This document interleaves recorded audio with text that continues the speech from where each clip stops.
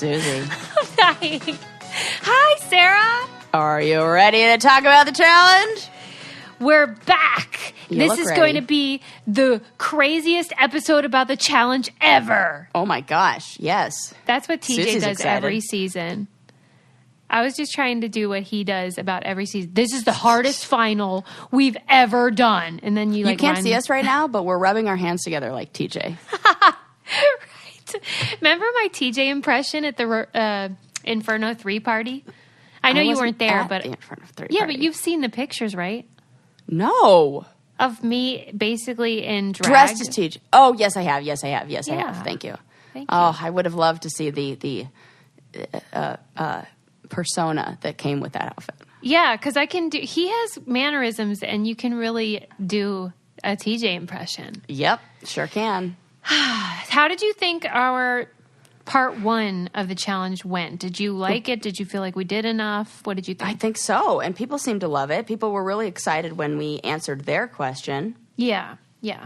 So I pulled up the list and I just thought, let's just pick up where we left off. Yeah. All right. I love it. Okay. Oh, first we should cover, did you call Buna Marie back? No. You just ghosted them? Well, okay. Did I call? I sent them a text message. You back. replied to the texts. I replied to the text. What did you say? Okay, let me look so I can pull that it up up. so I can give you the exact thing that I said so that you have all of the right information. Gosh, it was a long time ago now. Okay. I said, thanks for, she was like, would you be, not sure if you got my message, but, you know what it's about, and would you be interested in participating? And I was like, thanks for thinking of me, but my challenge days are behind me. And they were like, oh, I understand, but, we still miss you. And I said, oh, thanks, I miss the crew, but not the drama. And they were oh, I know, I don't travel anymore, but I'm happy for you and, hope the podcast is going great. And I was like, if they think that the travel is the drama I'm referring to, they are incorrect. Right. That is such an odd thing. There's no way that person thought that the travel was the stressful part. No, I don't think so. I think they were just, filling dead air. Yeah, maybe. All right. Well, that seals your fate. You're not going to be on, what is it, number 34, is it? Oh, my God. That's insane. Ours was 18, Suze. Gross. Can you believe that? No, I didn't even know that, actually. I think it was, yeah. Because I remember driving to our final and seeing that sign. I'll always remember it that said, CH18 with an arrow. And I was, nervous, where the hell are they taking us in the middle of the jungle? Our first question is from Rain, who asks, love that name. Would you do a best friend season together if MTV asked? I would. Yeah, me too. That is the only situation where I would do it, is if I got to be your partner, you were there, and that's it. Yeah, because, I'll tell you what, that would be a laugh a minute. Oh, my God. It would be so funny. Because now looking at the physicality of everybody there, we wouldn't last a minute. And I haven't worked out in so long. It's like a joke. I'm going to this event. I'm doing this speaking event in Hawaii at a military base. And one of the guys who's going with me is an American Ninja Warrior. And they've set up an obstacle course and everything. And they're like, oh, you'll get to do it too, Sarah. And I was like, holy shit, I got to start working out right now because I am going to make a fool of myself. They're going to be like, she won challenges? This girl can't even get over the net. That's why I set the bar low, Yeah. I don't have to live up to that. I'm not going to say yes to that. Is the person you're going with Flip? The guy Flip? Yes. Oh, yes, nice. You know him. Oh, cool. Yeah. I didn't know you were going with him. He's great. He's the best, right? The question from Kate Garcia. Did Johnny really throw a bucket of piss? Oh, we have talked about that. A bucket of piss on Sarah's face. That's not exactly what happened. It was, so there to tell this story in all of its detail. So, there were a lot of pranks going on. You get bored in those houses. That was on the ruins, right? Yes, it was on the ruins. And we had a leaky air conditioner in the room. And so somebody put a bucket underneath this air conditioner that was right by the door. And the bucket was, halfway filled with water. So And then, you know, the guys, I don't know how many, or maybe if it was just one person, but somebody peed in the bucket because it's like, too lazy to walk the 20 feet to the restroom. And then as we were like running around the house in the middle of this prank war, Johnny picked up the bucket and I came around the corner and he threw the bucket in my face. So was there pee in it? Absolutely, yes. Was it like a bucket of pee that he had like saved to throw in my face? It wasn't malicious. It wasn't. It was just like, oh, here's a bucket, and you know, and there just happened to be pee in it. But yeah, it still sucked. But you know, I was like on the happy to be here train, and like, you know, I was like the weirdo who never got to be involved in pranks. So I was like, yeah, sure, I'll be the victim. I'm just happy to be involved. I was thinking though about these kind of rumors about Johnny on that Game of Clones show. Yeah. And that there may have been an incident involving him that was inappropriate. And I was talking to my sister about it, and she was like, do you really think that happened? And I said, I think Sarah's right, that whatever may have happened was something that would go on in the challenge house all the time, and he's just used to it and thinks it's okay, and it's for sure not. Yeah. Because remember how somebody stood up to him on the last one, some female. I want to say it was Devon, maybe. Okay. And something happened where she was like, maybe this was okay before, but I'm not taking this. Who was it? I can't remember who it was. That rings a bell. I think it may have been Devon. Yeah, somebody said something. But he is used to behaving in a way that in the regular world can get you in big trouble. Right. But on the challenge is rewarded. So I can definitely see something happening in that respect. Ooh, I want to know so bad. I know. Somebody write us and tell us what really happened on that show. Where's Pink Rose when you need him? Yeah, right. Good point. Yeah. Okay. Stacy asks, I have always wondered if people of faith were given time to be allowed to practice their faith. I've also always wondered if the intersection of faith and the competition have ever coincided in deeper conversations inside the game. What a great question. What's your answer? No. I think the only time that I've experienced that, it was with Nehemiah when we were in Costa Rica, I think it was, on Rivals 1. And we were, you know, having like meditation and like Kabbalah sessions, you know, in the mornings and doing that. But that was it. And he was like, the sad thing is that they kind of made him look silly for it. Yeah, it wasn't treated with reverence. Right. Yeah. And Susie got them to allow us to keep books that were religious texts. I mean, to be fair, the Supreme Court did, not Susie. The Constitution. So that's great. Yeah, but they tried to take away my Bible. I had brought some books. They took all my books away, including the Bible. And I was like, yeah, that's illegal, so I'm going to be taking that back. That is it wasn't even like I wanted to practice. I wasn't even, I was using it for school, but just the fact that they think they can take people's sacred texts is gross. But I haven't met a lot of people on the shows that are anything other than, quote, spiritual. Right, same. I don't know of any off the top of my head that were religious. Do you know of anyone that's religious? The only person that comes to mind is Chet. Oh, good. Yes, good example. But he wasn't asking to go to religious services or anything. No. Oh, my gosh. Also a really good point. That is so interesting. What about on Real World? Did he go to church? I don't. I don't think so. Maybe a few times? I'm shocked by that. Why don't I know the answer to that? It seems like I should, or it wasn't. I love when you're speechless. It's terrible for podcasting, but it does tickle me. Right, but I'm like trying to go through my memory and think about.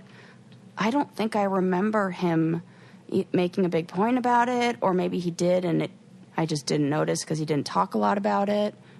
But I don't know. One thing I'm religious about is safety. And yes, and you know what? You should be after living on the challenge for so long. Right. Been in danger for many years. Let's get safe. Good point. And if you want to stay safer and see who the heck is at your door, get a Ring system. I have this at my house, at our front door, and all around the house we have cameras, and it's really handy because if you're not home, you can see who's ringing the door. You can talk to them and say, oh, just leave the package, which has been helpful to us when we've been away. And you can stay connected to your home anywhere in the world. We've seen so many news stories where like people have been able to see crazy stuff that's happening thanks to these systems. And it's all connected to your phone. So you get alerts. You're aware of if something's going on or if somebody's at your door. If somebody's licking your doorbell. Yeah, like that guy, that crazy dude. And it's thanks to the HD video and two-way audio features on the Ring devices. And I have found it to be really helpful, like I said, when I'm traveling especially. Because like you'll think you've put your mail on hold, you didn't order anything, but then inevitably something will show up. And as a listener, you have a special offer on a Ring starter kit available right now with a video doorbell and motion-activated floodlight cam. The starter kit has everything you need to start building a ring of security around your home. Just go to ring.com/braincandy. That's ring.com/braincandy. Yeah, Chet is such a great example, though, of somebody who's faithful, but it just didn't come up. He didn't talk about it in terms of, like, I need to go to church or whatever. So that's a good question from Stacy. Amanda asks, if a cast member is flown out to location as an alternate, are they paid the same rate as a cast member who is an actual initial part of the roster? No. Yeah. Have you ever been offered to fly out as one of those guest, No, they didn't do that mercenaries back then. or whatever? Oh, no. They did not. Though, it's funny. I had a meeting 2 days ago at Buena Murray. I was pitching a show that I'm doing, and I thought it was so weird because sometimes I worry that they don't like me because, we talk about the show a lot, and it's not always in the positive way, and they don't care. Yeah, they don't. They really don't. They were all so nice, so happy to see me. I saw Scott Freeman, who has worked at the company since before I was there, and he was just so delightful, and I was pleasantly surprised by that. Oh, next time you see him, tell him I say hello. Yeah, I will. Do you have you had a lot of interactions with him? Yeah, a whole bunch. Yeah, so basically there's John Murray, and then Scott Freeman's the next in command, and he's super nice. And I think he donated when I did the NAMI, like, mental health walk. Oh. Yeah. Well, that's awfully nice. So, yeah, shout out to Scott for donating. Yeah, all right. Okay, let's see.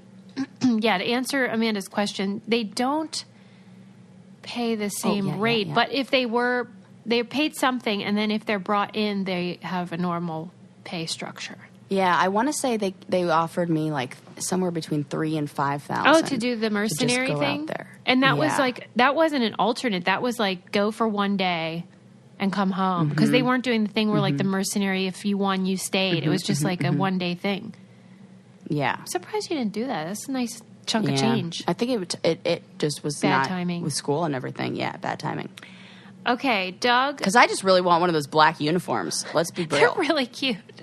I mean, I feel like I've gotten screwed on colors. Every single year I'm freaking gray. And I am a sweaty lady. And gray, Sweaty. I mean, it's like, and then I get nervous sweat. So, like, I am just sweaty in every uniform. I'm like, can they give me something other than gray? I think I got red last time, but that was a little better. Yeah, you're I was like gray that's for not so long. flattering. No, never. Okay. And then the one time I got a color I liked, I was yellow. I was only there for two challenges. And I'm like, I can't even... The one time, this color really makes me look tan. Of all the things to be upset about, though. I know, so dumb. Okay. Emily wants to know, do you think there will be a Battle of the Shows theme for a future season? Not looking good. Yeah, no, I feel like they've mixed it up too much.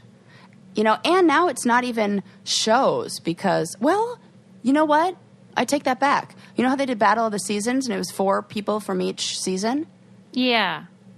They could do something like that. 4 from Big Brother, 4 from... Oh, that'd be cool. Gordy Shore, whatever the heck it is. Or Georgie Shore or whatever. Georgie. Is it? Yeah. Georgie? I don't know. Gordy? I don't know. I have no idea. Hell it is. Ask your husband. I will. Or, is that English, British, or Australian? Oh, it's British. Okay. Emily wants to know, how are the challenges designed? She means the games. Do these guys have the same degrees as roller coaster designers? Oh my gosh, not even close. No, there are no engineers working, behind this. Do you know people who, because you're closer to some of the crew who may design some of these suits, what have you heard about these? Yeah, I am so amazed at the clever things they've come up with over the years. Sometimes I'm like, okay, that's stupid. But I think mostly they're really clever. Ryan is my favorite segment producer. He probably doesn't do that anymore, but I think he is so creative coming up with this. I remember he was the one who came up with the idea to do I think it was our second challenge, or maybe it was our first, on the ruins, where we had to climb up a rope and climb up each other to get onto this big platform. And he shared with us where he got the idea. Do you remember where it was? No, I don't. From the movie Madagascar. No. The cartoon. He said in the cartoon Madagascar, the monkeys had used each other to make a rope, and then they all climbed up each other. And he's like, hey, that could work on the challenge. You're funny because only you would remember that because you love cartoons. It totally stuck in my head, and I'm like, oh, that's adorable. Who would have thought Disney was influencing the challenge? Yeah, that people are getting these ideas from wherever. And then also, so to add to that answer, they have, the segment producers, and they come up with all this stuff. And they have, I guess, some warehouse where they, set these all up in the United States, like in California, and they demo them to see if they'll work.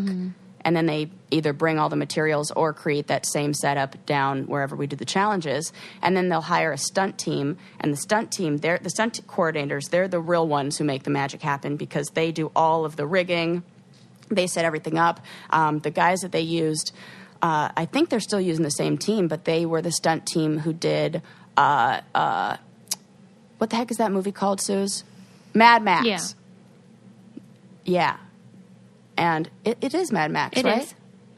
Yeah, so they did that, and they have, so they're like really insanely talented stunt guys. And I never feel safer than when, I don't feel safe when we're doing those over the water ones and, where you can tell it's just our team that's rigged it up. But when we're doing the big, huge ones where we're on a truck and it's moving and, we're on these pulley systems or when I did the one in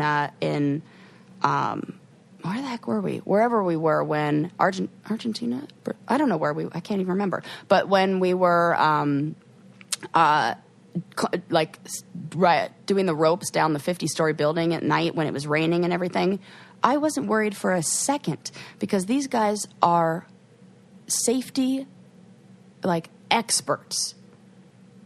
Yeah, so no fear. They are really, they have a big job and huge. Anytime they're there, I feel safe. It's when they're not there. It's when it seems so simple, but it's like death trap. That is what I'm saying, Suze. You're it's so those right. ones that, or even the man in the sand, the ones where you don't even, like the one you did with Kim. Yeah. Those are the ones where people get hurt, Yeah. and everybody has broken fingers or broken whatever, or that guy who broke his hand on the first episode of the new one. It's there was nothing big, and they were just running up a hill. Yeah, it's just human error, and it's that shit. But if you got me strapped to a 50-story building in a harness, no problem. Well, I remember on the Inferno 3, Ryan had created this one that Coley lost it to, I believe, Jen. And it was it kind of looked like a giant hamster wheel, but they had to climb around the outside of it, and it was a race and whatever. And he said that it was simply, he was sitting in traffic, I think, and he looked over at a tire next to him and saw the spokes and just all of a sudden got the inspiration for this really cool thing. It didn't end up working very well because Coley was so bad at it that it was over in about 30 seconds. But his vision for it was really cool. One thing I will say... He is creative. He's so creative. And to get inspiration from like, oh, there's a tire. Hey, I could make that into a game. I remember on, I think it was Gauntlet 2, but I don't know. But we had to do this thing where you like walked across a beam over water and there was little wooden pegs on the beam and you're blindfolded and you had to reach up and pull this thing down off of like a clothesline. And first of all, that is not safe. No. Second of all, let's hope your shoelaces are tied too. Well, but it sort of doesn't make sense because the only reason I was able to do it, I don't know about everyone else, is because you could see out of the blindfold. No. Have you ever been blindfolded on the show and you can totally see out the bottom? Yeah. Like my feet. Yes, but if you're on a balance beam, that's all you need to see. I've never been in one of those situations where it's been that helpful. Yeah, and it was sort of like, I think they almost knew, but it just had to look like we couldn't see. Right. More than we actually I want to be on the challenge during those days. I'm on the challenge when I got tear gassed, and it not only looked like it, but felt like it. Yours are so much worse. I mean, freaking tear gassed. For real. Wow, that is not right. That sucked. Whose idea was that?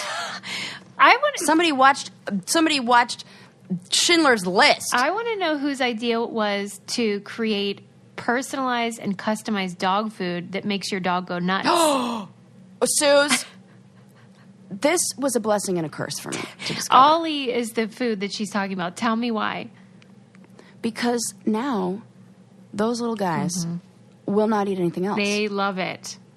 They love it. They're happier. They're healthier. I'm just really happy that I was able to find a food that I can customize to the couch potato dog that I have. Yeah, because every dog's different. It makes sense. Yes. He's got gluten problems. He can't have anything with it more than 5 ingredients. And we open up, they see this orange lid and they go bananas, spinning in little circles. This morning, I took video of it because I'm like, nobody's going to believe this if they don't see it. And then one day, I was too lazy to go get it out of the refrigerator, and I just used their dry food. Sigmund looked at his bowl, looked at me, then looked at his bowl, and then walked away. And that bowl stayed full all day long. No, he was like, how dare you? He protested. He didn't eat it. Landon and I laughed about it all night when I got home. Your dog was on a hunger strike. Hand to God, true story. Ollie beat out store-bought dog food 10-1 on the palatability scale. And they make customized vet-formulated recipes with all natural ingredients, no preservatives, and sourced from U.S. family farms. And you just go on myollie.com and you answer a few questions about your dog, like Sarah said, like if it's a couch potato or if it's super active. And then they send you the perfect pre-portioned meals to serve to your doggies. And they've delivered 5 million meals and counting. Shipping is free. Wow. Ollie is offering our listeners 60% off your first box plus a free bag of treats at myollie.com/try/brain candy. That's the best deal they have available anywhere. Just go to myollie.com/try/brain candy for 60% off plus a free bag of treats. And I think Sarah's dogs would tell you it's a good decision. I'm going to have to reorder. Okay. Let's see here. Kelly asked, do contestants ever fake hate each other so they'll get paired up later in rival seasons? Of course. Yeah. I mean, wouldn't you? Who do you think we've seen this with? Brad and Tony. Oh, my gosh. Yep. I even think, wasn't Frank and Johnny, when they were paired up, they had never met in real life. Yeah. It was all online. Well, I don't know if Brad and Tony had met, but their feud was online, too. Yeah. That was clearly totally strategic, and I don't blame them, but it is kind of odd. And I think it's what Cara Maria did to Emily on Rivals 2. Yeah, they got into it. And I was like, this is bullshit. And also, I'm Team Emily. Emily. Well, maybe, though, that's why people are so mean to Cara, is to hopefully be paired with her. because she's so strong and athletic. But she gets a lot of people mad at her a lot. So I'm wondering maybe that's why. I don't know. Good point. It's just theories. Yeah. Nobody's admitting that they do this. It is weird, you know. I maybe that's why people are hooking up too. For sure. Yeah. But we've also talked about how that arousal transference happens. Transfer of arousal, for sure. Yeah, where like if you have a really intense experience, if you're in like a car crash with somebody, you're more inclined to be attracted to them because your body mistakes that adrenaline and arousal for actual attraction, which, you know, maybe it's not a mistake, but it's sort of your wires get crossed. I mean, I said it day one when we did, it must have been, it was like our very first challenge of the, I guess it was X's. Yeah, it was X's. And as soon as these people, you know, these couples finished the very first challenge and they did well, they like wrapped their arms around each other and were like, oh my God, I love you so much. And I was like, oh, there it is. Transfer of arousal right there. They're definitely going to be smooching tonight. Yeah. People can't even help themselves. Yeah. Alexis wants to know, Sarah, how was DM on Rivals 3? It felt like she got a horrible edit, Rivals 2. A horrible edit, and she said at the reunion that she was still taking hormones and such. Does that ring a bell to you? Oh, man. Rivals 2. You weren't there that long, though. Yeah, I wasn't. I don't even really remember that. She was on there. No, what was bad about her edit, though? That was the one where I was with Trishelle. Okay. Was she there? I don't think DM was there on Rivals 2. Well, then we can't say. Maybe X's 2. Oh, okay. It's got to be X's 2. Because X's 2, she was paired up with CT. Ah, right. Okay. And I was with Vinny, and I didn't last that long on that one. Did she seem okay to you at that time? She's a tough nut to crack. She is. She seemed okay. It was hard. I think she seemed like, you know, there was still some feelings there on both sides. But I can't really say, or I don't really remember that much. I'm looking at this next one that says, where the hell is Evelyn Smith? But I thought we already knew she's a lawyer. Is she she's like practicing law now? I know she went to law school. That's what they say, is that she's a lawyer now. Yeah. So good for her. Good job, Evelyn. Yeah. Okay, so Madison says, sometimes I feel like they do a voiceover when TJ is explaining the event. Am I right? Also, does TJ talk a bunch of shit that gets cut out, or does he hang out at all with people? Blah, blah, blah. He does what they call pickup lines. Yeah. So a lot of times they will recognize that the directions are confusing, or, you know, they'll have to reword them. So he'll give us the explanation just for the cameras, and then they'll have the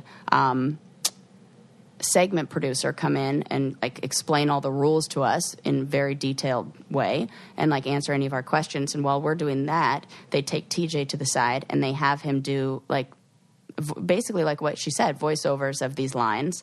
And, you know, they do lay them over when he's explaining the rules. And we used to call him 10-take TJ because it would take him so long to do those things. It is funny to me that after all these years, they haven't found a better way to make it less obvious when they do those pickup lines. Because, like she said, it's very clear when it sounds totally different.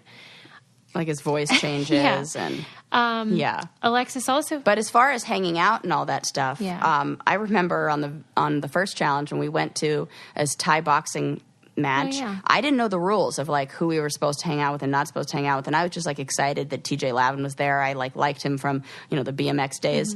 And at the boxing match or whatever the heck you call it, I went over there and like sat next to him, and I was like, oh, so who you got your money on? And like people looked at me like, oh my God, what is she doing? And they like stopped me from talking to him and was like, you're not allowed to do that. I'm like, I'm not allowed to what? Talk to him? Who? Okay, Sarah really thought they were friends. That's so cute. I was like, okay, well, I guess we're not cool, so whatevs. And, but TJ's always been real nice to me. And he did say that he would choose me as a female, the female that he would want to compete with. He chose Johnny as the male, but me as the female because I have a positive attitude and I'm always down to do whatevs. I forget, there was an article that just came out recently. I think it was E! News, maybe it was People, whatever, where Johnny was talking about his career on the challenge. And I can't remember if he said he's done 18 for some reason. That rings a bell, but it has to be more than that because you've done, maybe it is 18. 10. Yeah. But do you think, he has a very good memory? I've always been amazed that he can, refer to the show and what happened on it. You'd think after 18, all these because that's all you're doing. He's amazing at remembering. But that's all you do.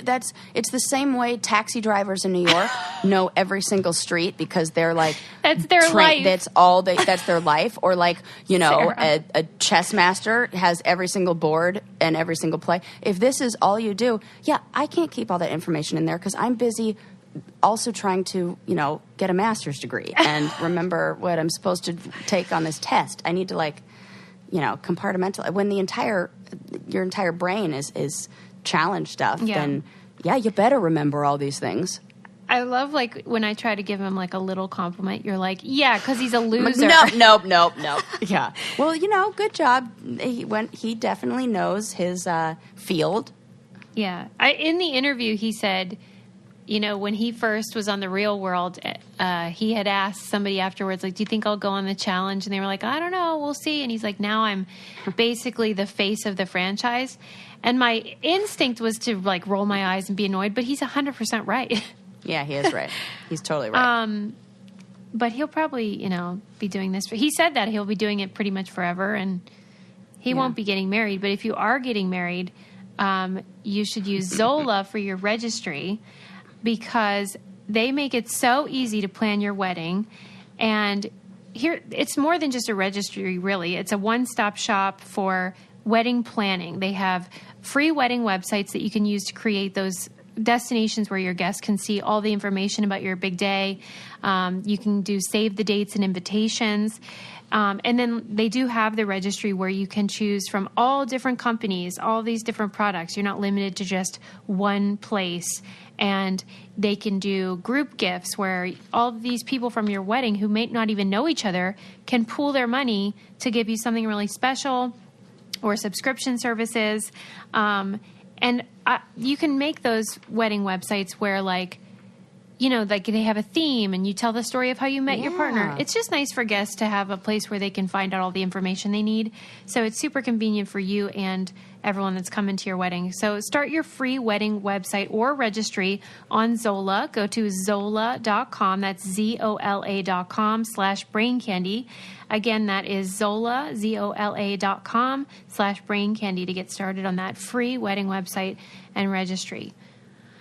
You think there'd be some challengers or something like that getting married, I feel like everybody's kind of getting to those ages. I was just thinking about how the Bachelor franchise, I am kind of critical of it in certain ways, a lot of ways, but some of the people that are on the show have gotten married and have kids, and they're always speaking up hey, this is how I found forever love, and we have kids, and it's amazing.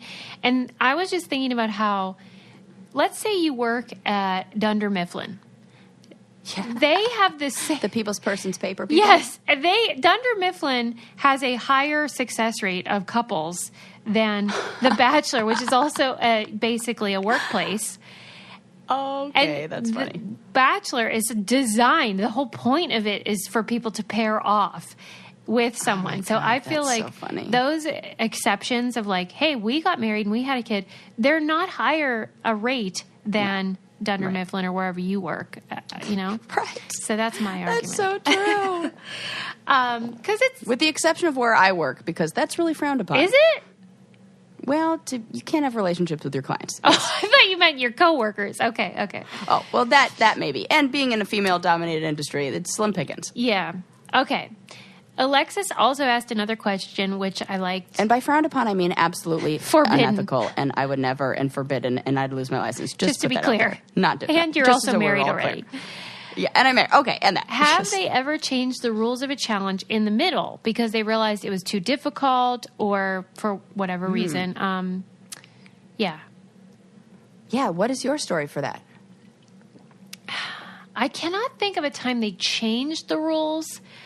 I think there were times when they wished they could or would have designed it in a different way. I remember on the Gauntlet 2, the final was this stupid setup, and we had to like bet gold doubloons or something, and the way that they designed it was really dumb because we didn't end up even having to do all the different legs of the thing because of the way the betting worked. Yeah. But I remember also the first thing they did was, or one of the first things was like a food thing, a food eating thing. And it was so close, and they had to review the video footage, and there was this big scandal of like, we knew that the other team didn't win, but in order for them to get the outcome they wanted, which was for us to have to complete all of the legs, they would have had to say that the other team won. So I think they wanted to have an outcome that they really couldn't create, and I think they hate that. They definitely do. On the final of X's 2, when I was with Jordan, the one we won, there was a like word scramble. So it was all these rocks that had letters on them, and we had to unscramble the letters to form a phrase. And that was all the instruction we had. Okay. And Jordan and I unscrambled those letters, and we made a phrase. Okay. But it wasn't the phrase they were looking for. You're kidding. So they were like, okay, let me give you a hint. And they gave us a hint as to the theme. Because I did it. I was like, there you go, done. You want it to be a phrase? I rearranged all the letters. You gave me all the letters, and I made them make a word, or made them make a sentence. And they were like, yes, that is correct, but that's not what we were looking for. So once they gave us the hint, then I was like, oh, easy, got it. It was like about trolls. That's kind of something weird, though. But it was like, I don't think that they thought about the possibility of there being more than one combination of these letters. It's surprising, though, that they weren't like, okay, you win. They made you come up with it. Well, they needed the shot of it saying, so that there's consistency. So because every team had the same letters. So what do you think would have happened if another team had finished in the meantime and had the correct phrase? Oh, they would have moved on. Oh, we were so far ahead at that point. And like the other teams, I think when we were just about finished, they were arriving at the letters. And I don't think they maxed out their time. The other teams maxed out the time and weren't ever able to unscramble them. Well, it kind of worked out, but to me that's like, uh-oh, yeah. What if it that had was gone one a where they were way? like, uh-oh. Yeah, exactly. All right. Yeah. But then I was like, oh, they absolutely gave me that one because the girl who does crossword puzzles every single morning, they give a word scramble to. Come on. Mm-hmm. This is breakfast for me. Let's see. Thanks for the advantage. Yeah, that worked out, but questionable. Mm-hmm. Okay. Yeah. What's your favorite challenge you've ever done? You mean the whole season?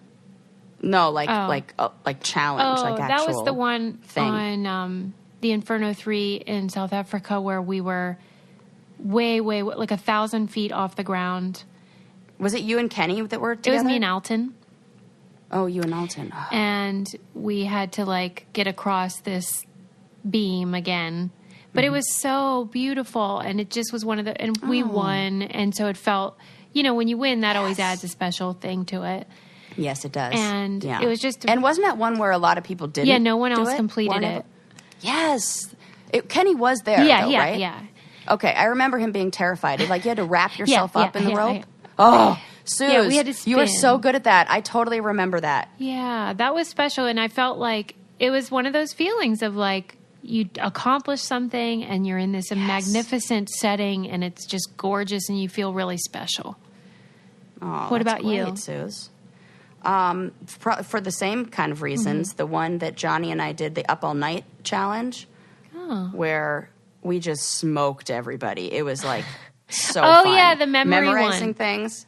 Yeah, the memory thing, because I got it so fast what was going on, and then I was just like giddy. That time, believe it or not, flew by because I was so excited for the chance for me to show off how much of this I remembered. That was such a fun episode to watch too. Oh, yeah. I like those I probably still remember all the answers to those questions. Really? Yep. Whoa. Alberto was the name of the lizard. Oh my God. Yep.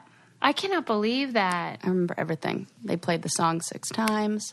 And then after you were done and you had won, did you go back and sleep or how does that? Oh, no, because I had serious back problems. I had to get a cortisol shot in my back. Oh, my God. Because you had to stand all night. You didn't just stay up. Yep. They were like, it's funny. I was actually talking to, one of the guys at my clinic who works there. He was in the military, and he was just, kind of like bent over, and he's like, oh, I got to stretch my back out. And I'm like, yeah, I'm sure. Like, after all you've done, your body hurts. And he's like, how about after all you've done? Does your body hurt? Yeah. He's like, you've been like slingshotted out of things and, pushed out of helicopters. And I was like, yeah, honestly, the one that hurt my body the worst was standing in one place for 16 hours. That's another example of like the thing that's actually bad for you isn't always the thing that looks like it would be bad for you or risky or whatever. And then when I went to the medic guys and they were giving me the shot, like they were like, the question they asked was, have you been like immobile for a long time? And I'm like, you idiots just what? Yes, you know the answer to that. They must have been like, just got on shift because I'm like, yeah, by design, like they set it up like that. Have I been immobile? Not by choice. I love that they act like they don't know. Right. That's what I was like rolling my eyes. I'm like, are we for real here? Like, do I need to explain myself? I love crew, medic people. Fools. But anyways. And they didn't even give me like good drugs. It was just like. Yeah, right. Where's the Vicodin when you need it? Yeah, where's like the muscle relaxer that's going to like make me like forget about all the other crazies in the house? Another thing that's crazy is to not learn about investing. Robin has... I think a lot of people from the challenge could use this, and then maybe they wouldn't have to go back on. We should tell Ashley about it. Oh my God, that's great. Start sending these links to all the people who win. Robinhood is an investing app that lets you buy and sell stocks, ETFs, options, and cryptos all commission free, while other brokerages charge up to $10 for every trade. Robinhood doesn't charge any commission fees, so you can trade stocks and keep all of your profits. Plus, there is no account minimum deposit needed to get started, so you can start investing at any level. The simple, intuitive design of Robinhood makes investing easy for newcomers and experts alike. View easy to understand charts and market data and place a trade in just 4 taps on your smartphone. You can also view stock collections such as 100 most popular. With Robinhood, you can learn how to invest in the market as you build your portfolio, discover new stocks, track your favorite companies, and get custom notifications for price movements so you can never miss the right moment to invest. Robinhood is giving listeners of the Brain Candy podcast a free stock like Apple, Ford, or Sprint to help you build your portfolio. Sign up at braincandy.robinhood.com. Got all that? Sweet. Yep. .robinhood.com. Oh, this is interesting. Emily wants to know, during long elimination rounds, the caption will sometimes say like 2 hours later to show the struggle. Is that accurate, or do they kind of make it up? I think totally it's accurate. Yeah. And, it is brutal to be on the sidelines during that. Right. Because you can't do anything. And they don't let you sit down. Right. Because they don't know what's going to happen in the middle of that game right there. Yeah. Like maybe this is going to be the moment that they win. And we're like so exhausted and you have to stand up. And the set is, oh my God, everything's annoying. The set is always like a set. So things are not designed for, holding your body weight and to lean against and, maximum comfort. So they'll have, like a rail and then they'll say, but don't lean on the rail. Don't touch the rail. Yeah. Don't touch anything, and it might fall over. And then there was one time where part of the set did collapse. Really? Oh my God! There were a few times that happened. Do you remember on the ruins when the thing fell down onto Kim and she had to go to the hospital? No, I don't. We were doing the fruit basket one, the one where we were doing a relay where there was a bunch of fruit and there was somebody who was in the bin at the end. Like there was a big like tub or basket of where we were depositing this fruit or something like that, and it had to be like thrown over a wall. There was a whole bunch of stuff, and there was this. They made, I don't know what it was made out of, whether it was like plywood or maybe some foam too. So it wasn't like super heavy that fell on her, but it was like it was supposed to be like an ancient ruins kind of thing. Yeah. And it collapsed and it fell on her back and like scratched her whole back. It just came back to me. Yeah. Right. That was one that was like, holy crap. And I think we did hold everything and take a break as they put the frickin' set back together. Yeah. So, I know, that's like an aside, but a good story nonetheless. I was thinking recently about how, they've kind of gone to a lot of trouble in the last 10 years to make sure there's more drama. We always talk about they take away more freedom. It became more of like a zoo environment where you're like in prison. And so because they want to make sure that you're kind of losing your marbles. But I would argue that some of the craziest moments where people really did lose their marbles happened before all these restrictions. And that now, I know people say the show is more dramatic now. I see. I don't agree. I think it's louder and people yell more and perhaps are more violent. But I would, the crazy stuff was happening already. Because, for example, when they bullied, was it Kayla, and they threw all her crap over the balcony? Yes. I think that was Kayla. No, I forget. No. It was one of the British girls they were. Oh, right. Oh, I can't remember her name, but yes, I remember. Okay. But I mean, people, like Beth was throwing luggage in pools, 20 years ago. Right. Yeah. And remember that girl, Jo, on Gauntlet 2 that we always talk about that ended up calling the police in Tobago and saying she was being held against her will? That wouldn't even happen now because there's no phone to call the police. Oh, my God. You're right. You couldn't even escape if you wanted to. And how about the fight with CT and Adam? Right.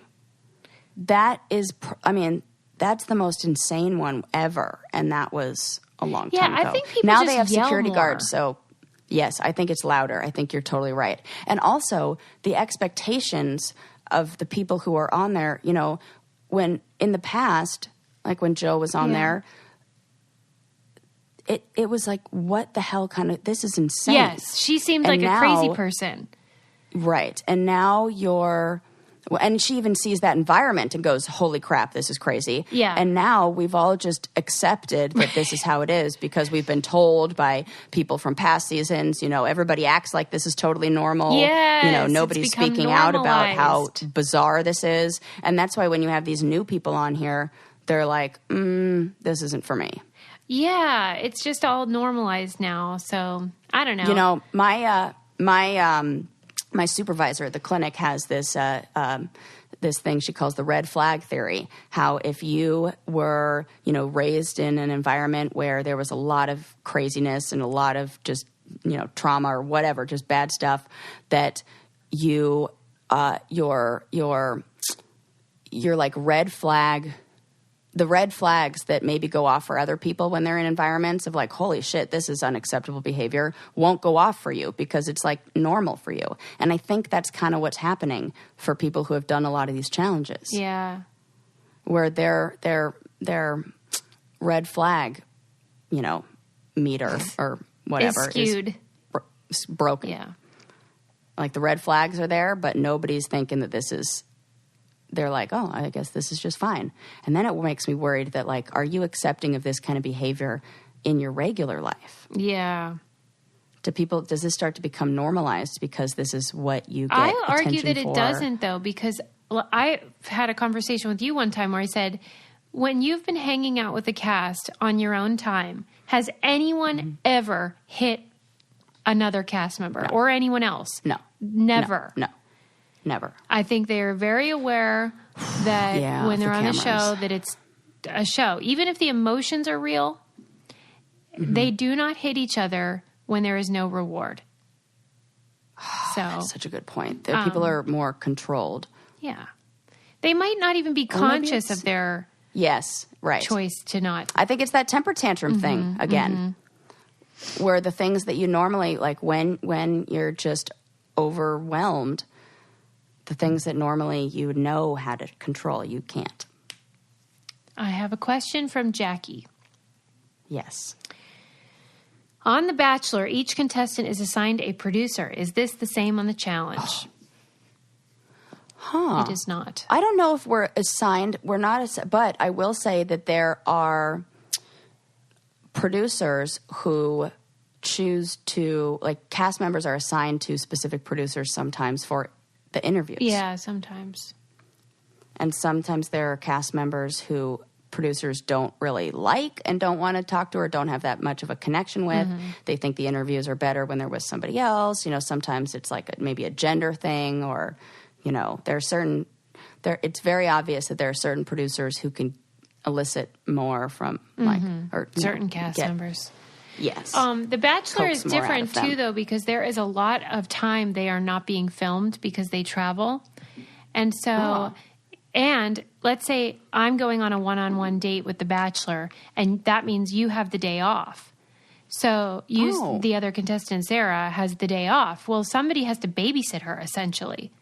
So weird. So sometimes they might say you have to stay in your hotel room today. Other times they'll take the person out. They'll go shopping. They'll go to lunch. What? Yeah, they go to the movies. Dude, that's fun. Because there's way more days like that. I mean, yeah, you can't keep people in hotel rooms for, weeks. And that's kind of like our Saturdays when we have the day off. Yeah. And there's always a producer that gets assigned to be like our chaperone, babysitter, whatever, with like the C team of the crew, audio video guys too. So it's different. Those days were always, I hated those going out days. Why? Because everybody's like, it's like kids who get dropped off at a theme park and their parents are waiting right outside the gates for them, and like they're just like going nuts.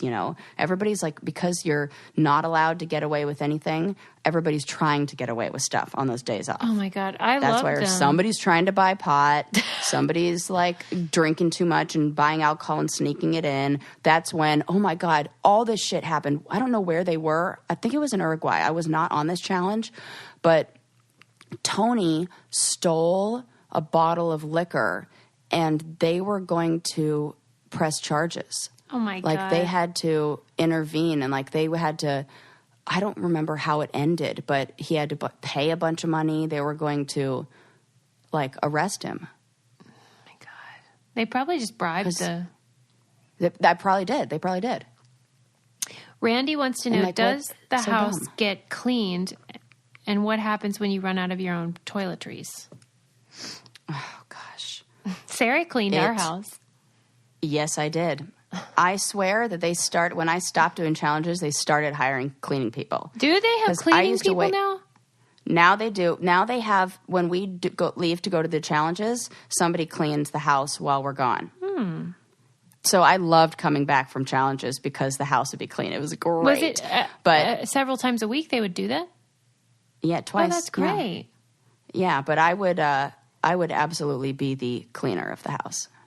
Because in fact, I've written many passive aggressive, and some not so passive aggressive, just plain aggressive notes to people about doing dishes. And like when we were on the Cutthroat Challenge, nobody was doing their goddamn dishes. So and then they like weren't doing them right. So I put up a list of how to properly wash a dish. I mean, I get your point, but I don't think it should be their job. Like, we're on a set. On what set does the actor or the whoever have to wash their own damn dishes? That's totally true. You're at work. Give me a break. Yeah. It's a weird job, hated that. but... It is weird. Ugh, but I definitely I would just, because I can't, and this is how I am in my own house. Like, I can't relax and enjoy my coffee and all that in the morning. And I'm always the first one up in those houses. So I'd wake up, I'd go around with the trash can, throw away all the beer cans and all that everywhere, make myself a nice little area that's nice and clean, and then sit down with my coffee and do a little meditation and yoga and blah, blah, blah. And yeah. One time those hours of peace in the morning were just the best. One time I woke up on the Gauntlet too. Like you, I'm always up first. Me and Cyrus were always up first. And Cyrus and I. And I came down and they had like a friggin' kegger. And there was ketchup and mustard everywhere the eye can see. Oh my God. That's so annoying. They created a slip and slide with ketchup and mustard on the dining room table. No. And the dining room table was like one of those ones in like medieval times that can seat like 20 people, you know? Yep. And so annoying. I couldn't believe my eyes. I think they showed it on the shit they should have shown or an after show or something. Yeah, I'm going to have to look in the archives for a picture of that. It was foul. It was so gross. Like what? And then is it just everybody's drunk and an idiot? Yeah. And they're so young and they think this is the best thing ever and whatever. Yeah. Tyler took a big piece of tiramisu cake and threw it all over the walls. Why? And then just left it. That was in the same houses that my do the dishes note. Because it was just insane how, like, I'm like, who... You're going to have a tiramisu fight and then leave it for somebody else to clean up? Fuck off. No, that's not cool. And also, waste of a delicious dessert. Let's see if there's one more that we can answer. Oh, do you sit... I love all these questions. I know. There's so many. Do you sit together on the plane to the challenge? And is it coach, middle, or first? What do you think, Sheila? Coach all the way. Yeah. Oh, my God. Except... the one time. What? You got upgraded? Where, yes, I did. What happened? But this is the best story. So we were on, what season? I think it was X's. Yes, it was X's because Landon and I were about to get, I knew I was about to get proposed to. And so I was with Landon. And we were flying to wherever the heck we were flying. And Jenna and Zach were on that season. And this is when Jenna, like, really wanted Zach back or whatever, but they, like, weren't a thing. And so we're boarding the plane, and, I'm like the first one from our group, and then everybody else is sitting behind me. And the flight attendant comes up to us, our group, and everybody's busy talking and flirting and doing all that stuff, and I'm the only one paying attention. So he's like, is there a Jenna over here? I have an upgrade. And I was like, I'm Jenna. No. And I got right up, and they moved me to first class, and I sat by myself in first class, and everybody assumed that Landon had upgraded me. Why was Jenna getting one, though? I don't know. I think who knows? I think there was something that happened with, like, confusion over, I don't know, like some seat problem and something about, like, maybe there being, like, a mom with a kid who needed to switch or something like that. And she just was the random ticket that got chosen for this. And like it wasn't like, she had enough points and it was upgraded like that. There was some sort of, like, seat confusion. That's awesome. And I totally volunteered myself Jenna know as this? Jenna. I don't think so, but I don't even think she would care because she was with Zach the whole time trying to, like, Right. You really lucked out put the on work that in. Because I know. And I got free booze the whole time, and then I would, like, look back. I remember, like, walking back there, like, with my drink, like...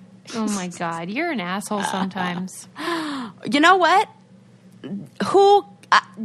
Let me have this one. For all the challenge stuff I got screwed out of, I'm going to go ahead and just enjoy that memory of the first class seat. Ugh. And then I tried to get upgraded every time since then. It never worked. Nicole wants to know, how was Brain Candy able to have weekly episodes while Sarah was away for Rivals 3? Were they recorded ahead of time? They certainly were. That's right. Yes, they were. We planned ahead.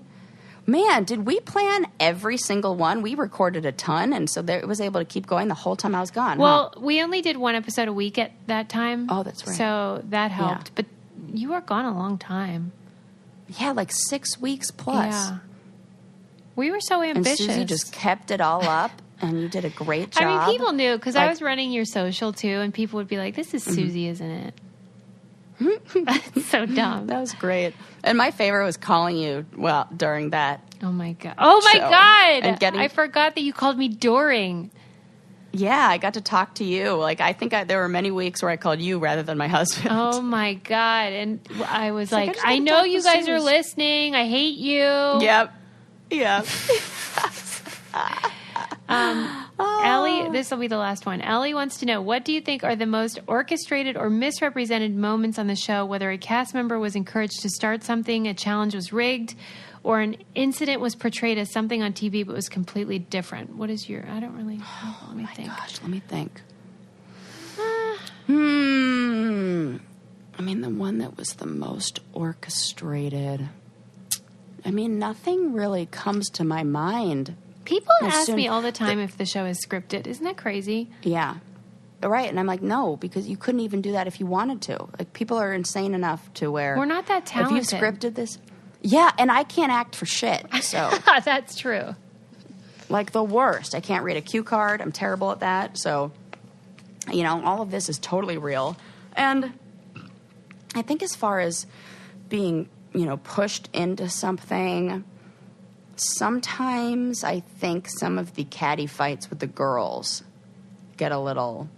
Overblown? I think because I think the production knows that the likelihood of women getting in a physical altercation are lower, so it's more going to be like the high drama stuff, like suitcases getting thrown into pools. Yeah.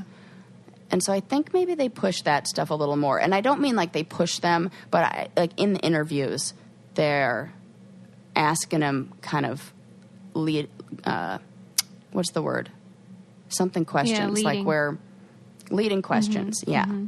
So I think maybe, but that's just, I can't think of anything really. The thing overall that I think is a misrepresentation is the way that the people like Johnny are the mascots and the face of the show. Totally. Good call, Suze. I mean, it's something that's so small in each episode, but over the course of 30-some seasons is so clear that even when a woman is exceptional, she is portrayed as unhinged. Like, Cara Maria is often depicted in a way that's like she's over the top competitive, whereas that's expected for guys. That's the thing that stands out for me, especially with Johnny, because he has become like the mascot. And I think they give him a good edit a lot. And they make him funnier than he really is. Like, for sure. Where he pops up in the background. And they make it sound like these jokes are all like new. Yes. He's been using the same ones for 10 years, 12 years, 18 seasons or however many he's done. Right. There's a lot that I feel is done to soften his really crappy behavior. And I'm biased. I get that. He's not my favorite person, but I also give him credit when he deserves it. I'm not saying he doesn't do anything that's exceptional on the show. But anyway, that's what stands out to me. Interesting. Yeah, I think that's a really good, observation. And also with people of color, like, they get the raw end of the deal. Oh, my God. Absolutely. I did a paper on that in my undergrad, I think a sociology class or something.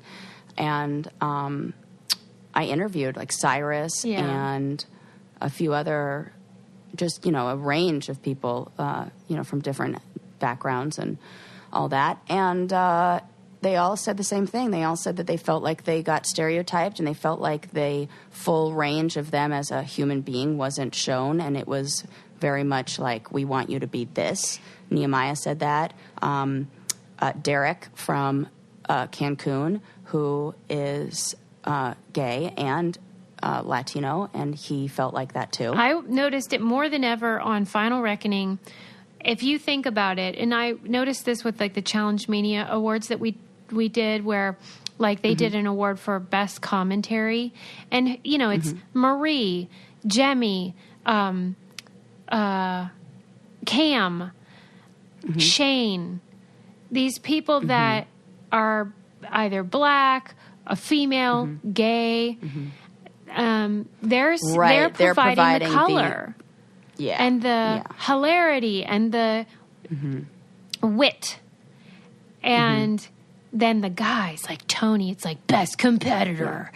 They get to be the heroes and we're just the supporting cast. That is the bummer of it all. But I do love their commentary and I love that part of the show more than I love the competition. But whatever.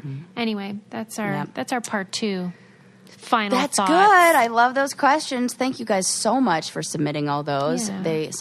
All of them, they were really interesting, and some that we've never been asked before. I really loved that religion question. Yeah, that was a good one. Yeah, and I'm glad we got to share some of these inside stories with you guys, so you know the real stuff. It's funny because when I think about the religion thing, just to touch on that again, that's such a big part of the real world and road rules stories. You know, so-and-so's religion. Will they have sex? Or, you know, the downward spiral was my thing. And then once you go on the challenge, you're like, yeah, who cares? You're religious. We don't give a shit. We're going to take your Bible. Yeah, that's not important for this show now. So doesn't contribute to the storyline. Right. All right. Yeah. Thank you, Sarah. All right, Always guys. a pleasure. People, don't forget to subscribe. Leave us a 5-star review. We love reading those, and it means the world to us. Thank you so much, and we'll see you next time. Bye. Bye.